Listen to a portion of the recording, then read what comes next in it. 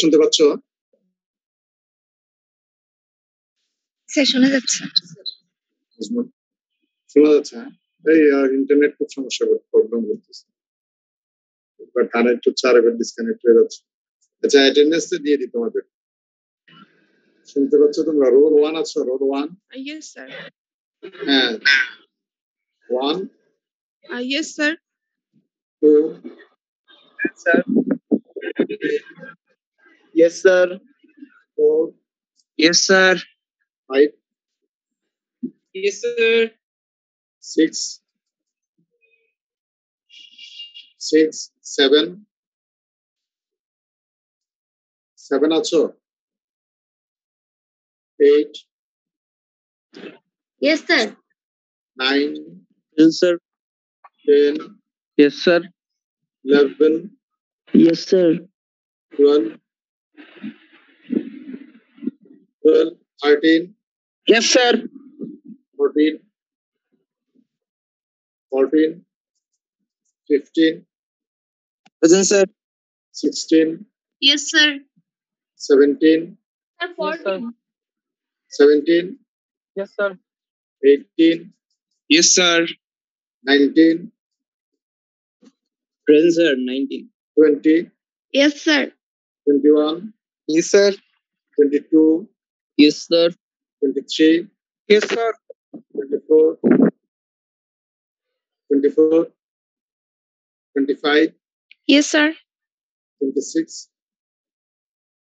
Sir, 24, sir. 26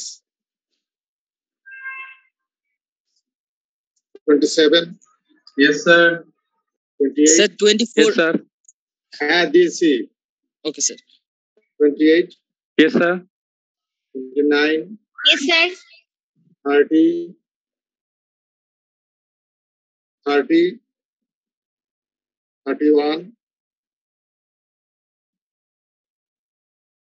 32 yes sir. 33 yes sir. 34 35 Yes, sir. 36 37 38 Yes, sir. 39 40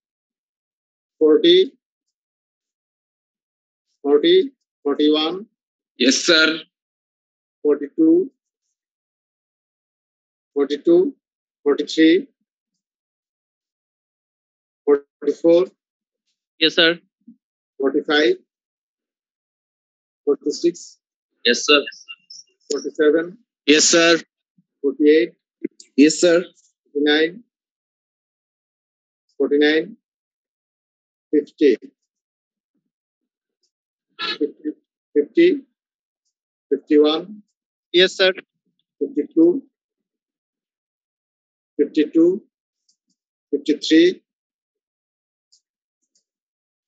54 55 present sir. 56 Yes, sir. 57 Yes, sir. 58 59 Yes, sir. 60 roll 14 আসছো? Roll 14 yes sir. কেউ বাদ করছো যারা আসছো? Sir, 16 batch, roll 22. 16 batch role 22 আর 16 batch, roll 18. 12, 19. 16 batch 18 Yes, sir. আর 12, 19. 12 19 আর কেউ বাদ করছো? ঠিক আছে, আমরা এবার ক্লাস শুরু করি। নেটে খুব প্রবলেম করতেছে, একবার কানেক্ট হচ্ছে আরবার ডিসকানেক্ট হয়ে যাচ্ছে। ঠিক আমরা স্টার্ট করি।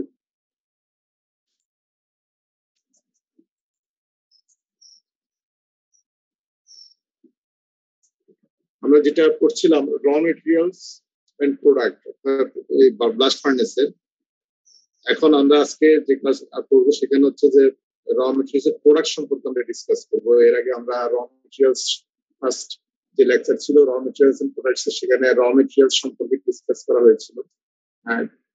তারপর সেকেন্ড ক্লাসে ছিল কোক, মানে সেকেন্ড লেকচার অর্থাৎ 11 লেকচার আর 12 লেকচার যেটা একটা প্রোডাক্ট অর্থাৎ ব্লাস্ট ফার্নেস যখন তুমি প্রোডাকশনে যাবে এখন কি কি প্রোডাক্ট আসবে। একটা হচ্ছে যে পিগ আয়রন, যেটা আমাদের যেটা হট মেটাল, সেটা পিগ আয়রন হিসেবে আমরা পেয়ে থাকি। আর এদিকে আউটপুটের ভিতর গ্যাসেস আছে আর স্ল্যাগ আছে। এই জিনিসগুলো নিয়ে আমরা আজকে ডিসকাস করব। তোমরা কি আমি লেকচার দেখতে পাচ্ছ, স্লাইড দেখতে পাচ্ছ সবাই? সবাই কি স্লাইড দেখতে পাচ্ছ? আচ্ছা, তাহলে যে এই জিনিসগুলাই আমরা জানতে পারবো এবং জানার সাথে সাথে আমরা দেখবো যে কিভাবে কম্পোজিশন কন্ট্রোল হয়। আসলে এখানে যে জিনিসটা ফোকাস করা হয় হট মেটালের মূলত সিলিকন, ম্যাঙ্গানিজ, সালফার, ফসফরাস এইগুলার পার্সেন্টেজটাই করা হয়।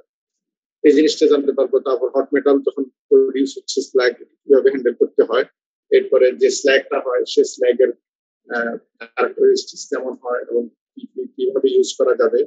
আরেকটা হচ্ছে যে গ্যাসটা বের হচ্ছে সেই গ্যাসটাকে কিভাবে ইউজ করতে পারো। শুরু করি এখানে। যদি দেখো এখানে হট মেটালের যে কম্পোজিশনটা, এটা আসলে কান্ট্রি টু কান্ট্রি ভেরি করে। এটা plant to plant, because raw material used বিভিন্ন ধরনের ব্লাস্ট ফার্নেস বিভিন্নটা ব্যবহার করা হয়।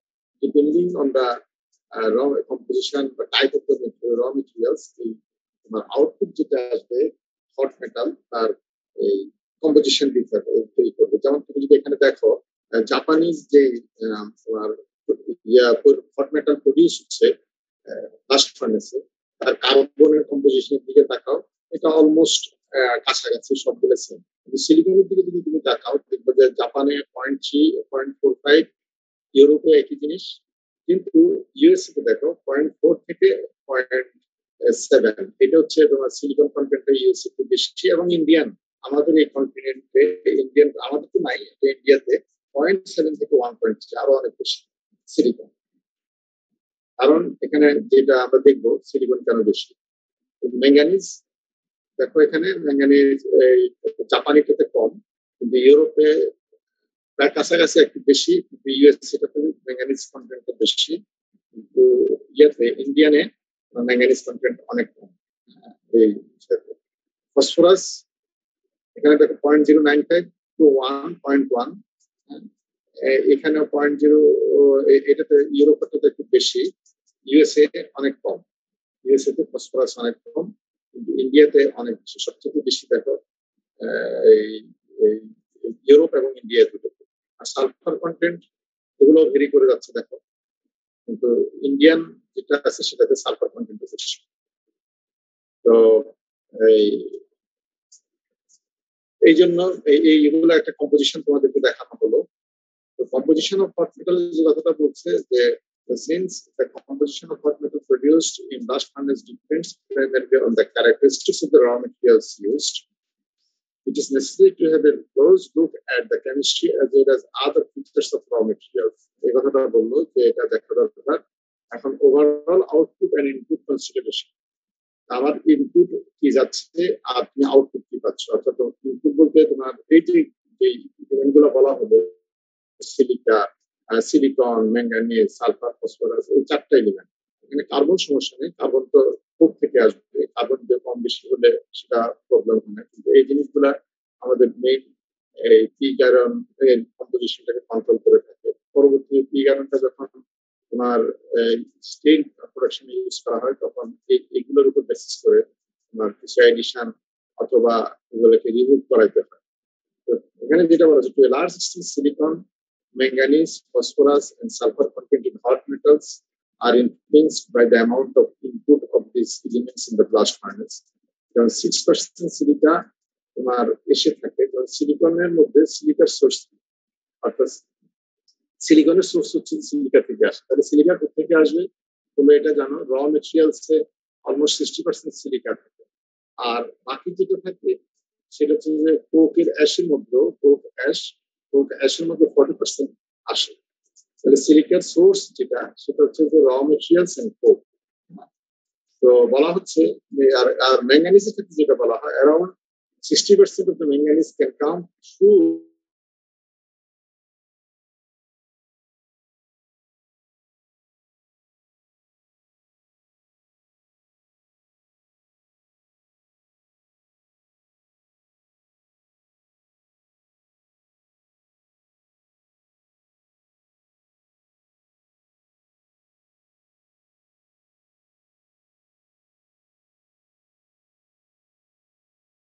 basic oxygen furnace slag, raw materials evaluation এর ক্ষেত্রে raw materials টাকে যখন বেনিফিকেশন এগুলা করা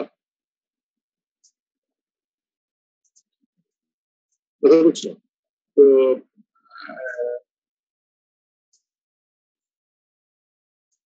তো এগুলা বেনিফিকেশনটা করা হয়, যেখানে বেনিফিকেশনটা আরো ছোটের জন্য।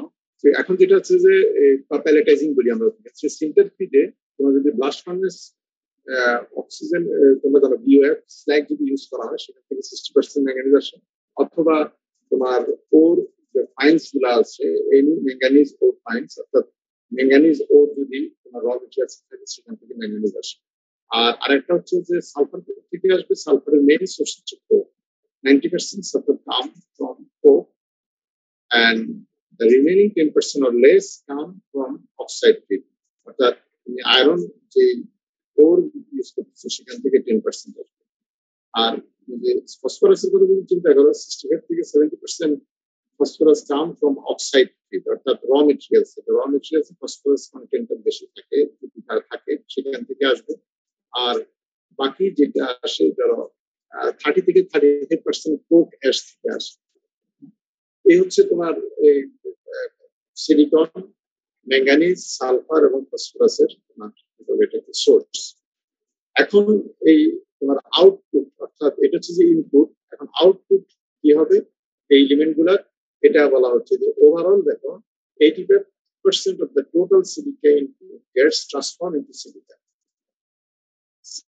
into slag। তোমার যে সিলিকাটা ইন হচ্ছে সিলিকা 85% তোমার স্ল্যাগে চলে যাবে, আর বাকি 15% সিলিকা তোমার কি হয়ে যাবে রিডিউসড হয়ে সে সিলিকনটা তোমার হট মেটালে চলে যাবে, এটা বলা হবে। আর আর এরপরে সালফারের কি বলা হচ্ছে, over 90% of the sulfur can be removed along with slag if its chemistry and volume are suitably adjusted। অর্থাৎ যেটা বলা হচ্ছে যে তোমার সালফার যেটা যদি থাকে তোমার হট মেটালে সেটাকে তুমি রিডিউস করতে পারো, বলছে যে chemistry and volume of slag যদি তুমি যদি অ্যাডজাস্ট করতে পারো 90% তুমি সালফার রিমুভ করতে পারো, এবং বাকি যেটা আছে সেটা হট মেটালে চলে যাবে। কিন্তু তুমি যদি ব্লাস্ট ফার্নেসে এই সালফার রিমুভ করতে যাও তখন দেখা যায় প্রোডাক্টিভিটি তোমার কমে যায়, কারণ সালফার রিমুভ থেকে স্ল্যাগ বেশি প্রডিউস হবে, তোমার এই মেটালের প্রোডাকশন যেটা সেটা কমে যাবে। When the objective of the blast furnace operation is to increase the productivity with low slag, 60% sulfur goes into the hot metal। সেই জন্য এখানে ব্লাস্ট ফার্নেসের সালফারটাকে খুব বেশি রিমুভ করা হয় না, বলতে গেলে তখন দেখা যায় অনেক একটু রাখতে হবে, তোমার স্ল্যাগের পরিমাণটা বেড়ে যাবে। হ্যাঁ, তো সেই কারণে এখানে সালফারটাকে হট মেটাল একটু বেশি রেখেই শেষ করে দেওয়া হয়। পরবর্তীতে যখন একটু স্টিল প্রডিউস করবে তখন এই সালফারটাকে তখন রিমুভ করা হয়। এরপরে দেখো যে ইয়া হচ্ছে ম্যাঙ্গানিজ যেটা আসছে তার 90% of manganese input finds its way into hot metal. এই ম্যাঙ্গানিজ যেটা আছে সেটা কিন্তু তোমার স্ল্যাগে কম যাচ্ছে, তার 90% তোমার হট মেটালে চলে যাচ্ছে, এটা একটু খেয়াল রাখবা। আর ফসফরাস, এটা আমরা আগে বলছি ফসফরাস যা আছে পুরোটাই তোমার যা ইনপুট হবে পুরোটাই তোমার হট মেটালে চলে যাবে। এটাকে পরবর্তীতে ফসফরাসটাকে যখন স্টিল প্রডিউস করা হবে তখন ফসফরাসটাকে রিমুভ করা হবে। এরপরে আমরা দেখি যে প্রতিটা ধরে ধরে যেমন সিলিকন কন্ট্রোল, সিলিকনটা এবার silica counts in blast furnace form, এটা আমরা আগেও বলছি coke ash and core material. তো ইন্ডিয়ার একটা এক্সাম্পল বলছে যে ইন্ডিয়াতে তোমার 70% of silica input from coke ash. Coke ash থেকে তোমার 70% তোমার সিলিকা ইনপুট হয়। কিন্তু তোমরা এর আগে দেখছো যে সিলিকনের ওই যে রিডাকশনের জন্য আমরা এটা বলছি সিলিকন ম্যাঙ্গানিজ এগুলো রিডাকশন আমরা করছিলাম, সেখানে বলা হচ্ছিল যে টপ প্রেশার যদি বেশি হয় তাহলে সিলিকনটা হট মেটালে কম যায়। কিন্তু ইন্ডিয়ান যে ব্লাস্ট ফার্নেস গুলা সেগুলা হাই টপ প্রেশার মেনটেন করতে পারে না, না পারার কারণে তখন সিলিকন কন্টেন্টটা তোমার এই হট মেটালে বেড়ে যায়। এই কথাটা এখানে বলবো যে ইন্ডিয়ান যে ব্লাস্ট ফার্নেস গুলা সেগুলো হাই টপ প্রেশার যেহেতু ইউজ করতে পারে না, সেজন্য সিলিকন কন্টেন্টটা বেড়ে যায়। এবং দেখা যাচ্ছে যে মোস্ট অফ দা সিলিকা দেখো এখানে যেহেতু কোক অ্যাশ থেকে আসে, আর কোক অ্যাশটা প্রডিউস হচ্ছে 2 এর কাছাকাছি, অর্থাৎ যেখানে অলরেডি আয়রন হয়ে গেছে হট মেটাল, তো সেই জায়গায় যদি প্রচুর পরিমাণে সিলিকা থাকে তাহলে অর্থাৎ যেখানে অলরেডি তোমার লিকুইড আয়রন হয়ে গেছে, তখন সেখানে ওই সিলিকা থেকে তোমার সিলিকনটা ট্রান্সফার হওয়ার যখন সুযোগ বেশি থাকে। কেননা এখানে বলা হচ্ছে কোক অ্যাশ থেকে, কোক অ্যাশ তোমার 2 এর উপরে একটু উপরে কোক অ্যাশটা প্রডিউস হয়, আর ওই জায়গায় আবার তোমার লিকুইড মেটাল পাস করতে থাকে থ্রু দা এই অ্যাশ বা থ্রু দা স্ল্যাগ যেটা আছে সেটার মাধ্যমে, তখন তোমার সিলিকনটা ঢুকে যায় বেশি। সেজন্য by considering the raw materials, Indian furnace cannot produce low silicon content in hot metal. তো ইন্ডিয়ান কন্টিনেন্টে যেটা আছে সেটা সিলিকন কন্টেন্টটা, এই জন্য আমরা ওখানে দেখছি শুরুতেই যে সিলিকন কন্টেন্ট প্রায় 1.3% পর্যন্ত আমরা দেখছিলাম ইন্ডিয়ান সবচেয়ে বেশি দেখেছিলাম। এরপরে আসো sulphur content. Sulphur enters in blast furnace through coke ash. আমরা এর আগে দেখলাম শুরুতে ওই যে ইনপুটে higher coke consumption results in higher sulfur. যত বেশি coke consumption বাড়বে তত সালফার ইনপুটটা বাড়বে। এই জন্য desulfurization inside the blast furnace can be reflected in 3 ways. তাহলে এখন অর্থাৎ তোমার কোকের মধ্যে যত বেশি অ্যাশ থাকবে তত সালফার তোমার কি আসবে বাড়বে, আর যত বেশি তোমার সালফার বাড়বে তুমি যদি এটাকে ডিসালফারাইজেশন করতে যাও ফার্নেসের মধ্যে, এর আগে একটু বলা হয়েছিল তোমার স্ল্যাগ বেড়ে যাবে, বেসিসিটি বাড়বে, যেটা আমরা চাই না। বেসিসিটি না, higher by having higher basicity by raising the hearth temperature বেড়ে যাবে। টেম্পারেচার বেড়া মানে হচ্ছে তোমার কোক বার্নিংটা বেড়ে যাবে। কোক বার্নিং যদি বেড়ে যায় তাহলে দেখা যাবে যে তোমার কোক কনজাম্পশন বেড়ে যাচ্ছে। তোমার এদিকে ফার্নেসের যেটা বলা হচ্ছে যে প্রোডাক্টিভিটি বা কস্টের দিকে চিন্তা করো তাহলে কস্টটা বেড়ে যাচ্ছে। সেজন্য কি বলা হচ্ছে, the more is the slag volume, the higher is the basicity and higher is the heart temperature, the better will be the dissolution of metal inside the blast furnace. এটা ডিসালফারাইজেশনের জন্য ব্লাস্ট ফার্নেসের জন্য ভালো হবে।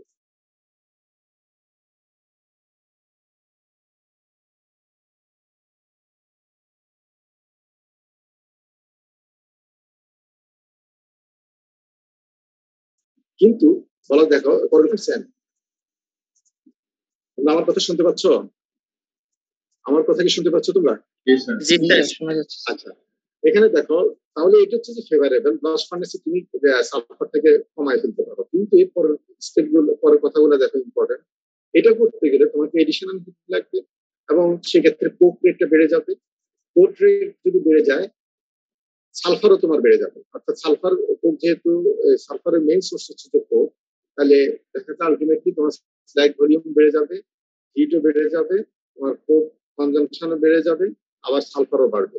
It is difficult to maintain hot metal sulfur content by controlling the charge composition. তো এখন আবার charge composition দিয়েও তোমার এটাকে কন্ট্রোল করাটা, সালফার কন্টেন্ট কন্ট্রোল করাটা ডিফিকাল্ট, কারণ চার্জের মধ্যে যে সালফার থাকবে সেটা তোমার কন্ট্রোলে না, এটা তো ওরের ওখানে যেভাবে আছে সেই জন্য যেটা করা হয় আগে একটু বলা হয়েছে এখন যে এখানে ব্লাস্ট ফার্নেসের মধ্যে সালফারটাকে অত বেশি কমানোর চেষ্টা করা হয় না, হয়তো সামান্য একটু কমানো হয়, বাকিটা ওই অবস্থায় নিয়ে আসা হয়। External desulphurisation is done during steaming. সেজন্য যেটা এফেক্টিভ হয় যে ব্লাস্ট ফার্নেস প্রোডাক্টিভিটি ঠিক রাখার জন্য এবং কোক রেটের অর্থাৎ কোকের কনজাম্পশন কমানোর জন্য তোমার একটা হাই সালফার রেখে এটাকে পিগারনটাকে বের করে ফেলা হয়, করে তখন এটাকে স্টিল মেকিং এর জন্য ইউজ করা হয়। মানে স্টিল মেকিং এর সময় তখন সালফারটাকে রিমুভ করা হয়।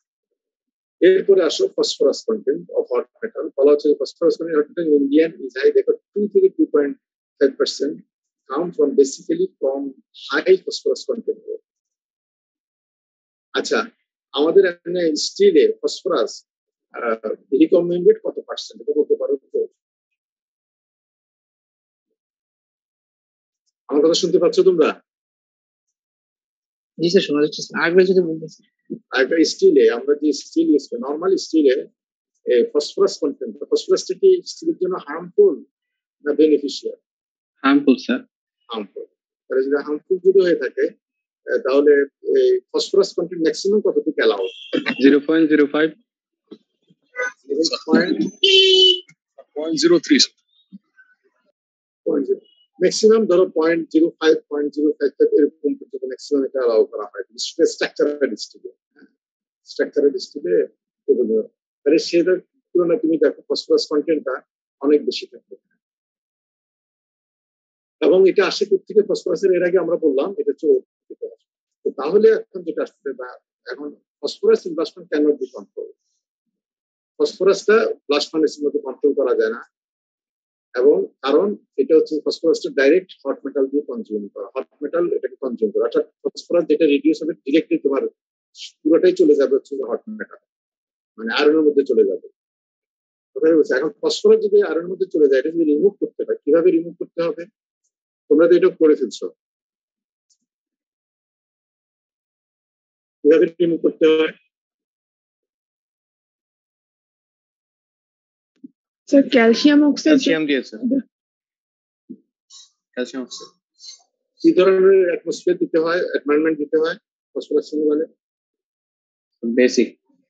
বেসিক, সেটাই তোমার একটা বেসিক এনভায়রনমেন্ট তোমার দিতে হবে, বেসিক এনভায়রনমেন্ট। তো বেসিক এনভায়রনমেন্ট দিতে গেলে ব্লাস্ট ফার্নেস কি একটা বেসিক এনভায়রনমেন্ট না acid environment? Sir acidic. Acidic, সেই জন্য ব্লাস্ট ফার্নেসে এটা সম্ভব হয় না। সেই জন্য বলা হচ্ছে phosphorus is remove during steel production by applying dephosphorisation techniques. তখন স্টিল প্রোডাকশনের সময় তোমার এই ফসফরাসটাকে রিমুভ করতে হবে, এবং এটা আলাদাভাবে তোমার ইউনিট করতে হবে। বাংলাদেশে আচ্ছা ইন্ডাকশন ফার্নেস যেগুলো ইউজ করা হচ্ছে এগুলো অ্যাসিডিক না বেসিক? এটা তো পড়ে ফেলছো তোমরা, তাই না? ফার্নেস গুলো সাফ করাইছেন না?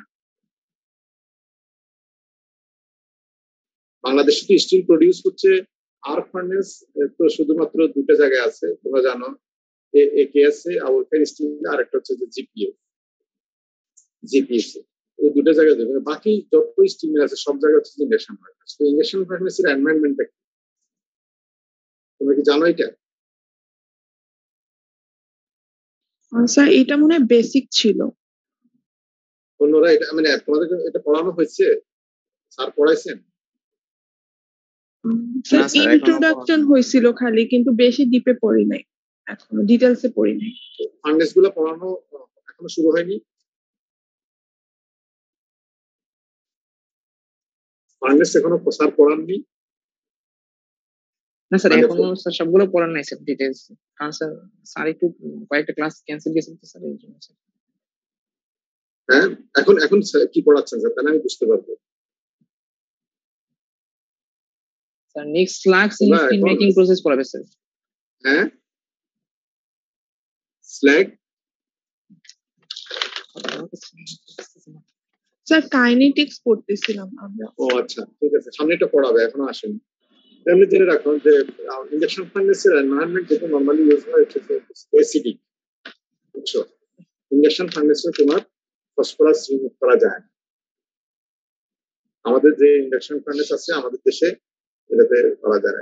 বেসিক লাইনিং লাগে, বেসিক এনভায়রনমেন্ট লাগে, তোমার ফসফরাস রিমুভ করা যায়। আচ্ছা, যাই হোক, এখন এইগুলো হচ্ছে তোমার আমরা কম্পিটিশন ডিসকাস করলাম। এখন হট মেটাল হয়ে গেল, এখন এই হট মেটাল এবং স্ল্যাগকে তুমি কিভাবে রিমুভ করবা? Tapping of hot metal and slag. Hot metal is remove by opening. এখন ট্যাপ হট মেটাল তোমরা দেখছো যে এটা সামনের ক্লাসে দেখানো হবে। ব্লাস্ট ফার্নেসের একদম নিচে যে তোমার সব বটমে একদম বটমে তোমার একটা লেয়ার পর্যন্ত তোমার কি জমা হয়, তোমার ইয়ে হয় হট মেটাল, তাই না? অর্থাৎ এই লিকুইড মেটাল, এর উপর হচ্ছে স্ল্যাগ। হ্যাঁ, তো এখন লিকুইড মেটাল ওখানে একটা ট্যাপ হোল থাকে। এই ট্যাপ হোলটা তোমার কোথায় থাকে? Which is peripheral opening in the upper part of the হার্টের উপরের দিকে, অর্থাৎ লিকুইড মেটাল যে থিকনেসের থাকবে তার একটু উপরের দিকে এটা থাকে। এবং এই এটাকে নর্মালি তোমার একটা বন্ধ রাখা হয়, ক্লোজ রাখা হয় কিন্তু ফায়ার ক্লিন মিক্স দিয়ে। হ্যাঁ, এটাকে বন্ধ রাখা হয়।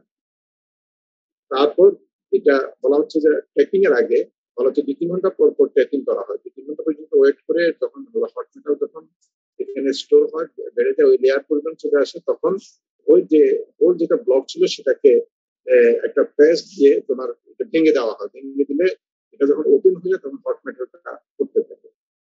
কথা বুঝছো? এখন ওয়ান্স ট্যাপিং ইজ কমপ্লিটেড, বলা হচ্ছে যখন একবার ট্যাপিংটা কমপ্লিট হয়ে গেল, অর্থাৎ হট মেটালটা ওই হোলটা যে লেভেল আছে সে পর্যন্ত বের হয়ে গেল, পুরাটা তো আর বের হয় না, তো যে পর্যন্ত হয় সে পর্যন্ত বের হয়ে গেল, তখন বলা হচ্ছে যে এটাকে আবার তোমার এই ফায়ার ক্লিন মিক্স দিয়ে তোমার আবার এটা বন্ধ করা হয়। তো যেটা বলা হচ্ছে যে এই এবং একইভাবে স্ল্যাগ যেটা এই তোমার আয়রনের ট্যাপ যেটা তার একটু উপরে যে তোমার স্ল্যাগ হোলটা থাকে, যেহেতু লিকুইড মেটালের উপর অর্থাৎ হট মেটালের উপর স্ল্যাগটা ভাসতে থাকে, একইভাবে তোমার ইরিডিক্যালি তোমার এই স্ল্যাগটাকেও হোলটাকে বন্ধ করা থাকে। তারপর সেখানে এখানে যেখানে আয়রন এর হোলটাকে তোমার কিছুক্ষণ পর খুলে 3-3 ঘন্টা পর খুলে রিমুভ করা হয় আয়রনটাকে, ঠিক স্ল্যাগ হোলটাকেও এভাবে করা হয়। কিন্তু এখানে যেটা বলা হচ্ছে যে লিকুইড মেটালের চাইতে স্ল্যাগের ভলিউম বেশি হয়। The slag volume is relatively high and usually দেখা যাচ্ছে যে তুমি একবার যখন লিকুইড মেটাল ট্যাপ করতেছো সেখানে দুবার তোমার স্ল্যাগটাকে ট্যাপ করা হয় একই সময়ে। ধরো 1 ঘন্টা পর পর যদি তুমি 2 ঘন্টা পর যদি লিকুইড মেটাল ট্যাপিং করো তাহলে স্ল্যাগ হচ্ছে 1 ঘন্টা পর পর তোমার ট্যাপিং করা হয়। এবং হচ্ছে slag hole is made by fixing a water cooled copper ring in the furnace shell.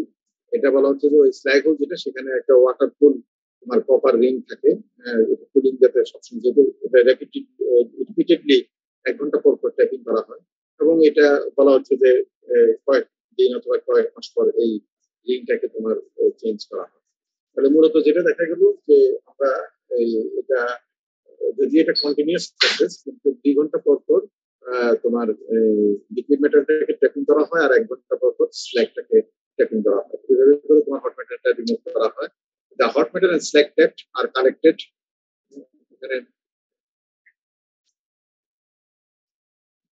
uh, uh, in separate ladles. Obviously, some amounts of slags always flows out through the iron much. আবার এই যদি এটা আলাদাভাবে করা হয় কিন্তু আয়রনের সাথে স্ল্যাগ চলে আসে। হ্যাঁ, কারণ এত ক্রিটিক্যালি জিনিসটাকে মেনটেন করা যায় না। তখন তুমি এই আয়রন যখন থাকবে, আয়রন শুরুর দিকে তো আয়রন থাকবে, পরবর্তী আয়রনের লেয়ারটা যখন আস্তে আস্তে নিচের দিকে নামতে থাকবে তখন সেখানে স্ল্যাগ চলে আসে। তো সেই জন্য বলা হচ্ছে system of gates is provided in the slag metal runner to erase the সেখানে যাতে এটা স্ল্যাগটা যদি কম যেতে পারে সেই জন্য সেখানে যেটা করা হয় যে তোমার তোমার গেট ইউজ করা হয় যাতে তোমার স্ল্যাগটাকে আটকে রাখে। এরপরে যখন এটা ট্যাপিং হলো এখন এটাকে হ্যান্ডেল করবে কিভাবে? যেমন hot metal is collected in open ladle. যদি ওপেন ল্যাডেল হয় 60 থেকে 80 টন, আর যদি এটা ক্লোজ ল্যাডেল হয় যেটা টর্পেডো ল্যাডেল বলা হয় 150 থেকে 300 টন। আমাদের দেশে যে ব্লাস্ট ইন্ডাকশন ফার্নেস যেটা আছে, তোমরা তো তোমরা কি কোনো ইন্ডাস্ট্রি ভিজিট করেছো এর মাঝে? করো নাই? আমাদের দেশে তোমার কি জানা আছে যে ইন্ডাকশন ফার্নেস যেগুলো ম্যাক্সিমাম ক্যাপাসিটি কতটুকু?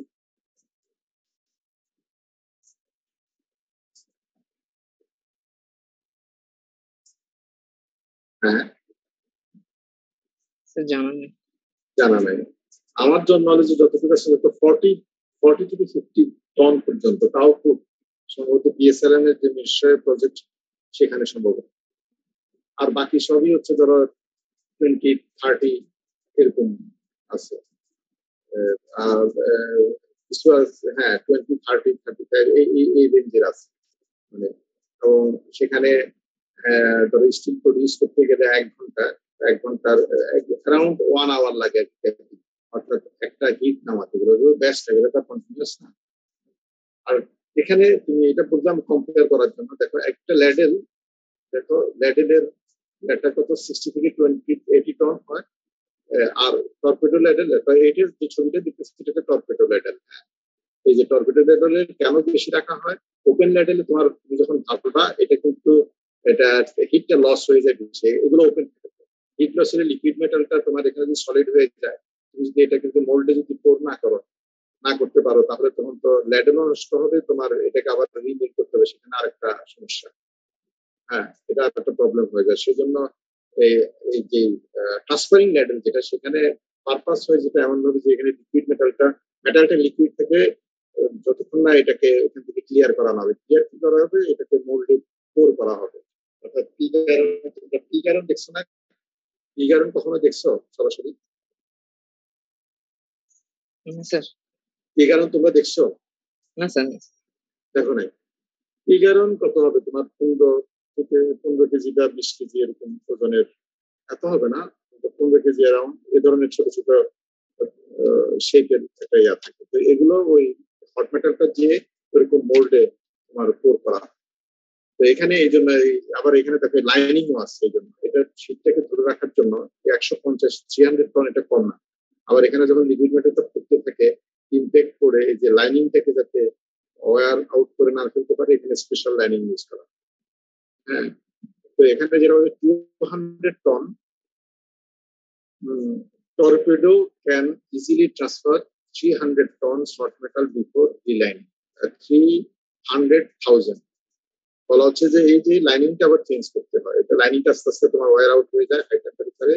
200 ক্যাপাসিটি যদি হয়, তাহলে বলা হচ্ছে যে এটা 300,000 টন ট্রান্সফার করার পরে তুমি এই লাইনিংটাকে আবার চেঞ্জ করতে হবে।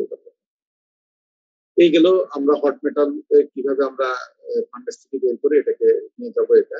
এরপরে আসো blast furnace slag and its utilisation. Blast furnace স্ল্যাগটা কেমন হয়, তার ক্যারেক্টারিস্টিক্স কি, এবং ব্লাস্ট ফার্নেস স্ল্যাগটা তুমি কোথায় ইউজ করতে পারো। ব্লাস্ট ফার্নেস স্ল্যাগের যে টিপিক্যাল অ্যানালাইসিস সেটা হচ্ছে যে এরকম, যে ব্লাস্ট ফার্নেস স্ল্যাগের মধ্যে তোমার ক্যালসিয়াম অক্সাইড থাকে 40 থেকে 45%, সিলিকা থাকে 35 থেকে 40%, ম্যাগনেসিয়াম অক্সাইড 5 থেকে 12%, আর অ্যালুমিনা 12-20%, আয়রন থেকে 1 থেকে 2%। আয়রন খুব কম থাকে। স্ল্যাগ কম্পোজিশন এটা ভেরি করবে ওই যে হার্ড এন্ড র মেটেরিয়ালস এর উপর। মোল্টেন ব্লাস্ট ফার্নেস স্ল্যাগস যেটা 1300 ডিগ্রি উপরে এটা তোমার লিকুইড থাকে, আর cold rapidly to form glassy fills, এটাকে খুব র্যাপিডলি যদি ফুল করা গ্লাসি ফিলস হয়। এবং বলা হচ্ছে যে this slag is used as additives to clinker in cement production. তোমরা সিমেন্ট যেটা দেখে থাকো, সিমেন্টে কিন্তু এক সার্টেন পোর্শন অফ তোমার ব্লাস্ট ফার্নেস স্ল্যাগ ইউজ করা হয়, এবং সেই স্ল্যাগটা হয় হচ্ছে তোমার এই গ্লাসি ফেজ অফ অ্যামরফাস যেটা স্ল্যাগ, সেটা এটাকে যখন তুমি র্যাপিড কুল করো এটা গ্লাসি ফেজ হয়ে যায়। এই তোমার সিমেন্টের সিমেন্টের একটা বড় একটা ইনগ্রেডিয়েন্ট হচ্ছে যে ব্লাস্ট ফার্নেস স্ল্যাগ, এবং সেই স্ল্যাগটা হচ্ছে যে তোমার অ্যামরফাস থেকে গ্লাসি ফেজ যেটা, সেটা এটাকে র্যাপিড করা হয়। Slag characteristics এর মধ্যে কি আসতেছে? For a smooth operation of blast furnace, the basicity কি জিনিস তোমরা এটা দেখছো, of slag should be maintained 1.2 or 1.4 respectively. বলা হচ্ছে যদি ক্যালসিয়াম অক্সাইড এবং সিলিকার রেশিওটা 1.2 অথবা এটা যদি হয় 1.4, এটা তোমার স্মুথলি রান করার জন্য স্মুথ। যদি এর থেকে বেশি হয়, তখন দেখা যাবে যে তোমার এই বেসিসিটি বেশি হলে তখন তোমার যে এফেক্টিভ যেটা আছে অপটিমাম আসতে পারে। Alumina content should not exceed 18%। আবার অ্যালুমিনা কন্টেন্টটা তোমার 18% বেশি হওয়া যাবে না, অথবা 12%। তাহলে এটা তোমরা একটু মনে রাখবা, একটা স্মুথ অপারেশনের জন্য বেসিসিটি কত হওয়া লাগবে এবং অ্যালুমিনার পার্সেন্টেজ কত। High alumina slags have high viscosity. Alumina কি করে? ভিসকোসিটি বাড়িয়ে দিবে। ভিসকোসিটি মানে স্ল্যাগিশ হয়ে যাবে, তাই না? এটা যথেষ্ট লিকুইড থাকবে, which hampers desulfurization. এখন এটাকে যদি এরকম অ্যালুমিনিয়াম যদি কোনো কারণে বেশি হয়ে যায়, তাহলে এটাকে আবার ভিসকোসিটি কমানোর জন্য ম্যাগনেসিয়াম অক্সাইড অ্যাড করা। বলা হচ্ছে magnesium oxide is added to reduce the slug viscosity. এগুলো তোমাদেরকে স্ল্যাগ সম্পর্কে যখন পড়ানো হয়েছিল, স্ল্যাগ কাইনেটিক্স বা স্ল্যাগের রিঅ্যাকশন, ওই যে ফেজ ডায়াগ্রাম দিয়ে সেখানে এগুলো বলা হয়েছিল। তোমরা একটু এটার সাথে যদি ওইটা লিঙ্ক করো তাহলে বুঝতে পারবা। But increase the slug volume, কিন্তু এটা তুমি ম্যাগনেসিয়াম অ্যাড করলে তোমার স্ল্যাগ ভিসকোসিটি বেড়ে যাবে, কিন্তু তোমার স্ল্যাগ ভলিউমটা আবার বেড়ে যাবে। স্ল্যাগ ভলিউম যদি বাড়ে তাহলে তোমার ফার্নেসের আবার প্রোডাক্টিভিটিটা কমে যাবে এবং কোক রেটটা বেড়ে যাবে। তো এই জন্য যেটা করা হয় যে আসলে তোমার হাই অ্যালুমিনিয়াম যেটা, সেটা না, একটা লো অ্যালুমিনিয়াম রাখা হয় সবসময়, অ্যালুমিনিয়াম ফিক্সড। এই কথাটাই এই অংশে বলা হয়। Alumina combines with flux and other constituents form two minerals in blast furnace. Alumina তোমার কি করে দুটো হয়, যেমন এখানে জেলেনাইট যেটা বলা হয় যে 2 ক্যালসিয়াম অ্যালুমিনা, এটা বেসিসিটি 1.9, যেটা তোমার এখান থেকে বেশি। আরেকটা হচ্ছে যে অ্যানোথাইট, এটা ক্যালসিয়াম অক্সাইড অ্যালুমিনা, তারপর হচ্ছে তোমার 2 সিলিকা, বেসিসিটি হচ্ছে 0.5, এটা আবার কম। হ্যাঁ, এই দুই ধরনের তোমার তৈরি করে, মিনারেল তৈরি করে অ্যালুমিনা অন্যান্য এর সাথে। আর ম্যাগনেসিয়াম অক্সাইড ফর্মস 2 মিনারেলস, একটা হচ্ছে যে অ্যাক্টিওমাইট 2 calcium oxide magnesium oxide silica found in low alumina containing slag, and monoxide are calcium magnesium oxide and silica. Acceptable viscosity of blast furnace are obtained with either, এই কথাটা তোমরা মনে রাখবা, যে acceptable viscosity 1.2 অথবা 1.4, এটা যদি এর কাছাকাছি পেতে চাও তাহলে ম্যাগনেসিয়াম কন্টেন্টটা হতে হবে 5 থেকে 10%। হ্যাঁ, যদি for slug containing up to 20% aluminium যদি থাকে তোমার স্ল্যাগে, তাহলে 5 থেকে 10% ম্যাগনেসিয়াম আসবে। এই জিনিসটা তোমরা মনে রাখবা। একটা হচ্ছে যে এখানে বাকিগুলো তো এগুলো থাকবেই, যে স্পেশাল যে জিনিসটা কি আমরুল হিসাবে এই জিনিসটা এগুলো মনে রাখবা। আর এখানে লাস্টে এখন ব্লাস্ট ফার্নেস স্ল্যাগটা কিসে ইউজ করা হয়? ব্লাস্ট ফার্নেস স্ল্যাগটা যেটা বলা হচ্ছে যে এয়ার কুল স্ল্যাগ, যেটা নরমাল এয়ার কুল করা হয়, এটাকে ক্রাশ করা হয়, ক্রাশ করে সাইজ, বিভিন্ন সাইজ করা হয়, সেপারেট করা হয়, used as feeder between rail road sleepers. তোমরা রেল লাইনের মাঝখানে যে স্লিপার্স সেখানে ইউজ করা হয়, as a construction of Portland cement construction, mineral woods, glass sand, ceramic ware, এগুলোর জন্য ব্যবহার করা হয়। আর waterproof glassy slag is used as additives of cement due to its hydraulic property. Even 50-55% slag is used if it has appropriate properties. Well, 50-55% slag তোমার use করা হয় এই সিমেন্টের সাথে। Expanded or lightweight slag is foam. বলা হচ্ছে যে যেগুলা স্ল্যাগটা একটু ডেনসিটি কম হবে, এগুলাকে foam product obtained when molten slag is expanded by using controlled techniques of water and air or steam for cooling. অর্থাৎ স্ল্যাগের মধ্যে দিয়ে তুমি যদি এয়ার পাস করো, তারপর স্টিম পাস করো, তখন দেখা যাবে যে অথবা ওয়াটার পাস করো, তখন এটা ফোমি স্ট্রাকচার চলে আসবে, অর্থাৎ একটা লাইট ওয়েট একটা ফোমের মতো স্ল্যাগ গুলো আসবে। এবং এই স্ল্যাগ গুলা ইউজ করা হয়, can be used for making floor tiles, bricks, building blocks. এগুলা এই স্ল্যাগ গুলাকে তখন ক্রাশ করে ফেলা হয়, ক্রাশ করে পাউডার করে তখন এগুলা সিন্টার করে আবার টাইলস, ব্রিক্স, বিল্ডিং ব্লকস, এই জিনিসগুলো ইউজ করা। এই আমরা গেলাম স্ল্যাগ, প্রথম গেলাম হট মেটাল স্ল্যাগ। এখন আমরা চলে আসি গ্যাস।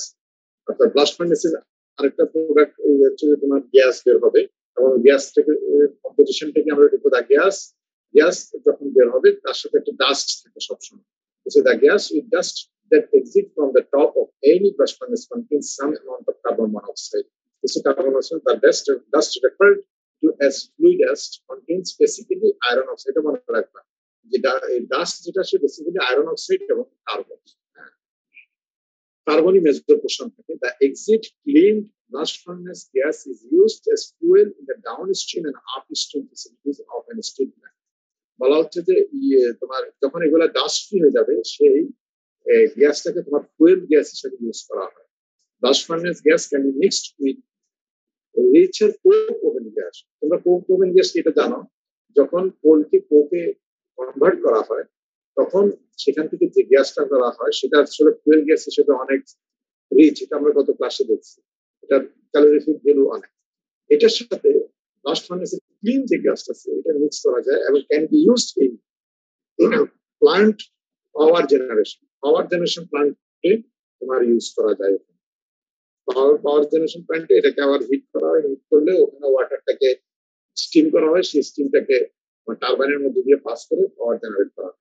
এখানে তুমি যদি দেখো কম্পারিজনের জন্য এখানে একটা টেবিল দেওয়া হয়েছে যে ব্লাস্ট ফার্নেস গ্যাস যেটা ক্লিন গ্যাস আছে তার কম্পোজিশনটা দেওয়া হয়েছে এবং এখানে তোমার ক্যালোরিফিক গুলো দেওয়া আছে। দেখো হাইড্রোজেন 3.7, কার্বন মনোক্সাইড 26.3 আর কার্বন ডাই অক্সাইড 12.9।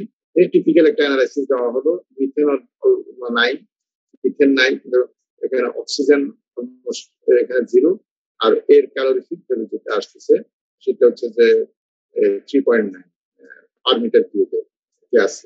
এরপর প্রডিউসার গ্যাস কোকোভেন গ্যাসের দিকে দেখো। কোকোভেন গ্যাস হচ্ছে যে যেটা আমরা এই কোকোভেন গ্যাসের সাথে কম্পেয়ার করব। এখানে হাইড্রোজেন 57, কার্বন মনোক্সাইড 5.9, মিথেন 29.7 থাকে, 1.1 থাকে ইথেন, তারপর nitrogen 0.7, nitrogen carbon monoxide, carbon dioxide 1.5, অনেক কম থাকে। এটার ক্যালোরিফিক ভ্যালু তখন এটার সাথে মিক্স করে তখন এটা পাওয়ার প্ল্যান্টে ইউজ করা যেতে পারে। আর বিভিন্ন ন্যাচারাল গ্যাসের কোম্পানিটা দেখো, এটা বেশি ন্যাচারাল গ্যাস। এই যে ন্যাচারাল গ্যাসের মিথেন সবচেয়ে বেশি থাকে, তারপরে ইথেন থাকে, নাইট্রোজেন 4, তার ক্যালোরিফিক ভ্যালু সবচেয়ে বেশি 38।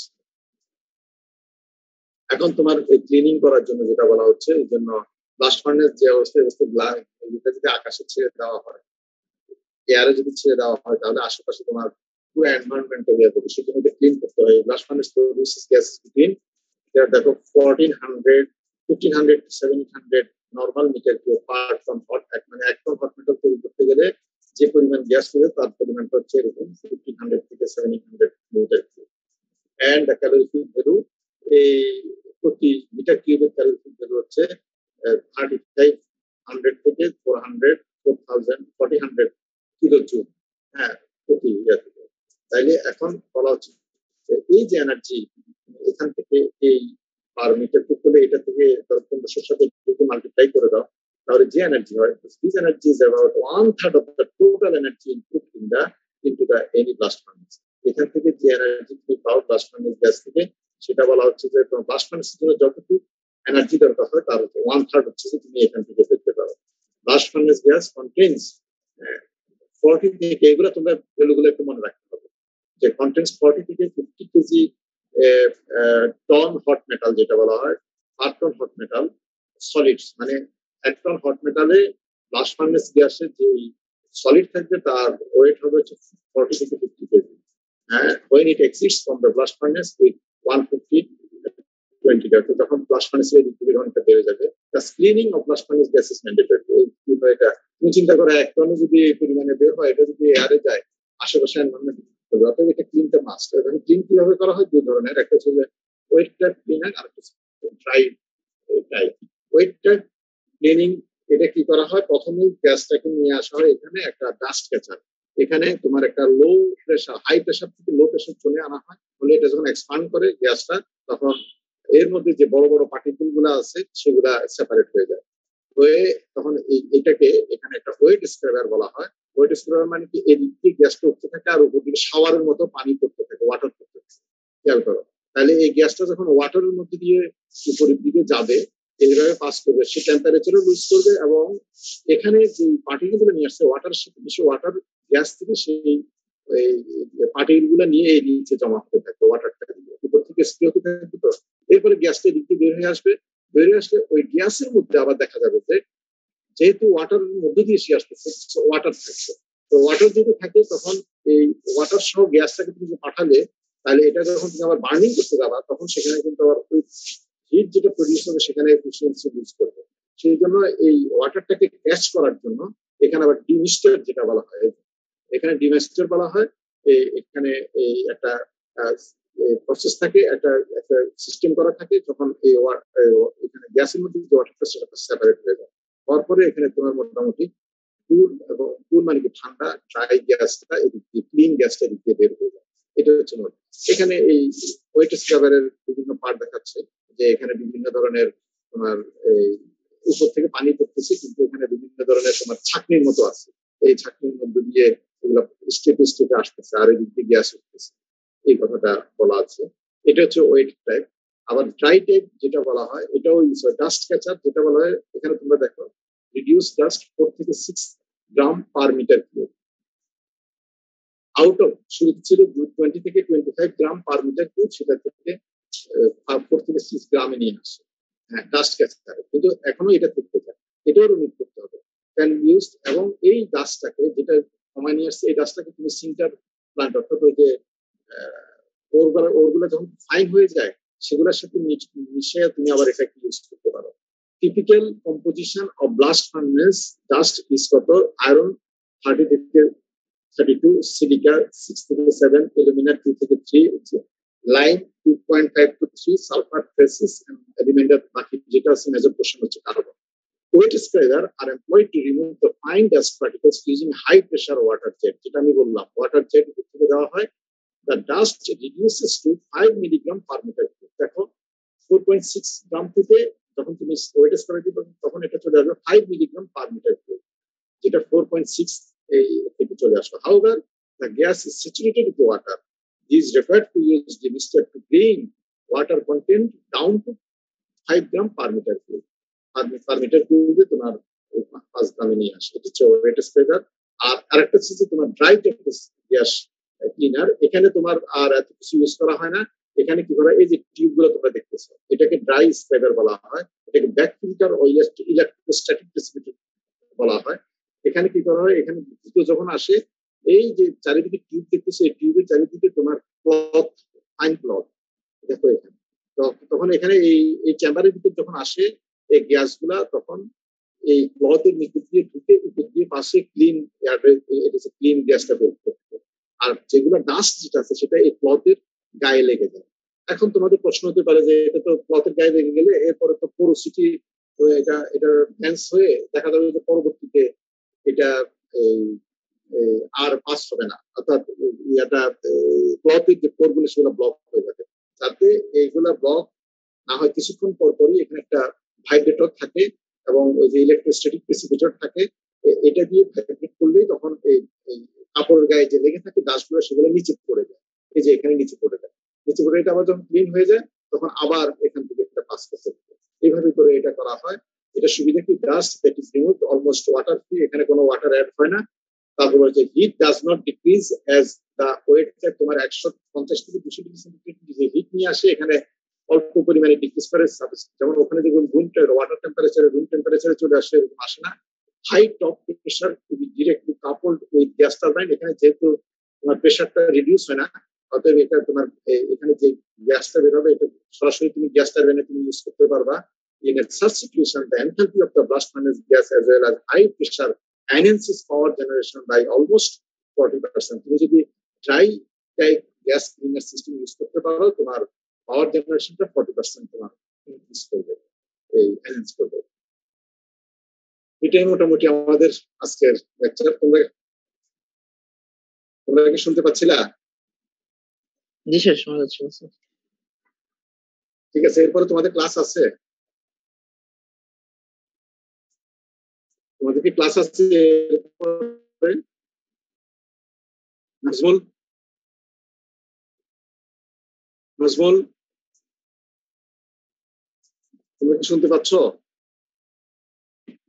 জি স্যার। ঠিক আছে, তাহলে আমরা আজকে শেষ করি এখানে। আমি এগুলা তোমাদের লেকচার নোট গুলা দিয়ে দিব, বিশেষ করে রিডিং মেটেরিয়াল গুলা। এর আগে কত পর্যন্ত দেওয়া হয়েছে? তোমাদের একটা ক্লাস টেস্ট নেওয়ার কথা ছিল না আরো পরে? নেওয়ার কথা ছিল স্যার। হ্যাঁ স্যার, ক্লাস টেস্ট নেওয়ার কথা ছিল স্যার। এই উইকে ক্লাস টেস্ট নেওয়ার কথা ছিল, এই তো? স্ল্যাগের উপর একটা ক্লাস টেস্ট নেওয়ার কথা ছিল। আচ্ছা ঠিক আছে, এটা তাহলে তোমরা আমাকে ডেটটা জানাবা নেক্সট উইকে কবে হবে। ঠিক আছে, তাহলে আমরা আজকে এখানে শেষ করি। জি স্যার। সবাই ভালো থাকো। আসসালামু আলাইকুম।